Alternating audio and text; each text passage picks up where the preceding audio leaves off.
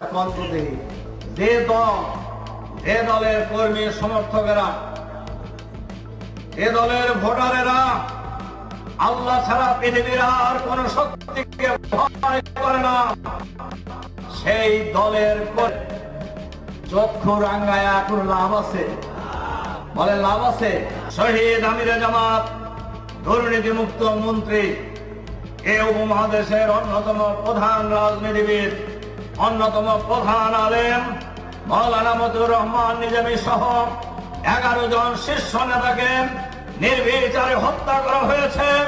কিন্তু জামাত শিবিরকে দমন করা যায় নাই, জামাত শিবিরকে থামানো যায় নাই।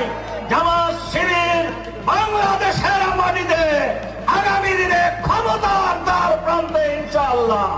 সাংবাদিকরা আমাদের জিজ্ঞাসা করে যে ভাই, আপনাদেরকে যদি জনগণ মানুষ ভোট দিয়ে যদি ক্ষমতায় দেয়, 1 নম্বরে আপনারা কি প্রায়োরিটি দিবেন?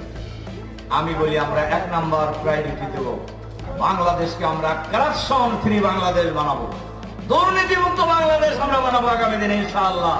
শুধু যদি বাংলাদেশের দুর্নীতি বন্ধ করা যায়, আগামী 5 বছরের ব্যবধানে বাংলাদেশ বিশ্বের দরবারে মাথা উঁচু করে দাঁড়াবে ইনশাআল্লাহ। তাহলে কোন সরকার অথবা রাষ্ট্রপ্রধানকে ভিক্ষার ঝুলি নিয়ে মানুষের বাড়ি বাড়ি বিদেশে গিয়ে ধর্ণা দেওয়ার প্রয়োজন হবে না। আমাদের বক্তব্য পরিষ্কার, অন্তর্বর্তীকালীন সরকারের কাছে অনেকেই বলেন অন্তর্বর্তীকালীন সরকার একটা দলের পকেটে ঢুকে যাচ্ছে। আমরা বিশ্বাস করতে চাই না ইউনূস সাহেব আপনি কারোর পকেটে যাবেন। তবে আপনার আশেপাশে যারা আছে তারা যে জামাত ক্ষমতায় আসার বিরুদ্ধে একটা দলের পক্ষে কাজ করছে, এটা অনেকটা পরিষ্কার। তাদেরকে আমরা পরিষ্কার ভাবে বলতে চাই, দলবাজি করার যদি ইচ্ছাই থাকে সরকার থেকে পদত্যাগ করে রাজপথে চলে আসেন আমাদের সাথে। দেখা যাবে আপনি কত বড় নেতা।